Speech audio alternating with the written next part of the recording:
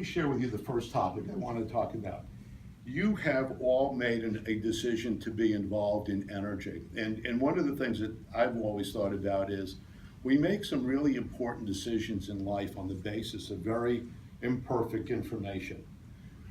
Where we go to school, what job we take, where we live, who we end up getting married to if we do that. You know, it's like you do more homework and analysis and you have more supporting justification when you go out and buy a new car. And so the choice to me of a profession, which you've all committed to, is an extraordinarily important one. And you've made a lot of these important decisions. One of the things that I'd urge you to do, and I do it at the end of each year for sure, and I do it at the end of any traumatic experience in my life, is be contemplative. Think about how you're making those life decisions and which one of those decisions has gone the right way and why, and which of those decisions sometimes goes the wrong way. I have found that what's really critical to long-term happiness and success, even as you've committed yourself to an industry, is to kind of put a Venn diagram together and understand where is the intersection of your skill set that differentiates you and your passion for what it is that you want to do in life. And to the extent that you get to play at that intersection, that's nirvana over the long haul. And I'll share with you, by the way, you know, sometimes we get kind of caught up in the short term. It's not a sprint. This is a marathon. And I've changed my perspective, by the way. When I was your age, I look at these old guys and I go, why are they still hanging around? And I get it now. It's because you end up loving what you do well when that skill set and that passion intersect that way.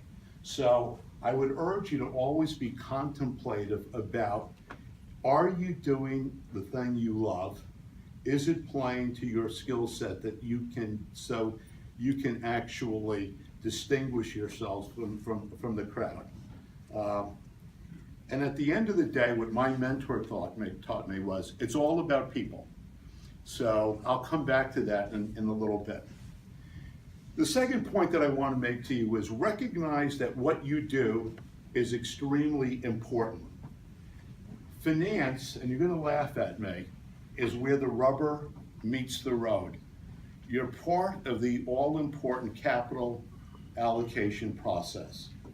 And so when you go, whatever level that you're at, whatever analytical work that you're performing, I'd ask you to think about, are you optimizing the allocation of capital? Are you putting capital to its best and highest use? And it sounds weird, but when I step back from my gritty, detailed, in the muck role, what I try to think about is this the right outcome that we want to have in terms of optimizing the use of that capital? So and it's a very important obligation.